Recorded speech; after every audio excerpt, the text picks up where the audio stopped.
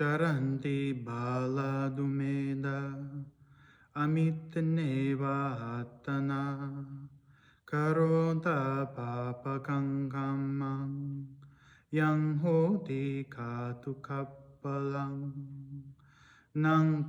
kammaṃ kataṃ sādhu yang katvā nānutappati Yassa assumukho rodaṃ vipākaṃ patīsevati kammaṃ kataṃ sādhu yang katvā nānutappati Yassa patīto sumano vipākaṃ patīsevati.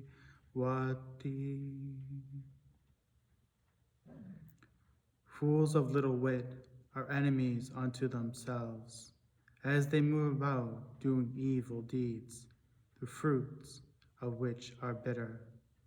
Ill done is that action doing, which one repents later, and the fruit of which one, weeping, reaps with tears. Well done is that action doing, which one repents not later, and the fruit of which one reaps with delight and happiness. Hey everyone, thank you for joining us for our weekly thought of Dhamma.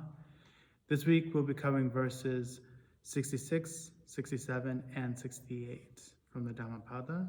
So with no further ado, let's get into them.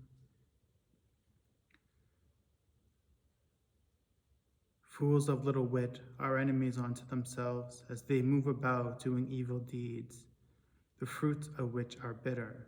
Ill done is that action doing, which one repents later, and the fruit of which one, weeping, reaps with tears.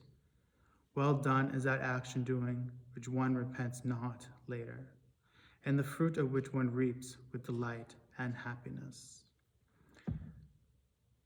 As I read these three verses, what comes to my mind is this sense of possibility.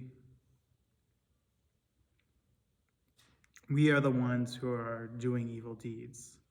We are the ones who think evil things, say evil things, and do evil things. We lie, we cheat, we hold grudges, we become resentful, we become vengeful, we become bitter towards people. It all starts in our mind and eventually it plays out in our words and our actions. We are the ones who are doing those things. But do we really need to do them? What good are they? Do they really have a positive outcome? No, not often, if at all.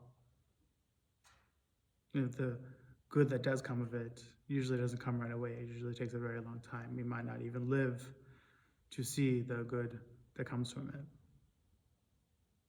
It causes more pain, it causes more frustration, particularly frustration. But yet we still do it, thinking that we're going to get the good fruit out of it, the sweet fruit out of it. No.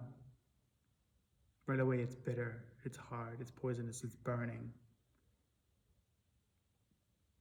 But yet we still do it, thinking that we're going to get something good out of it.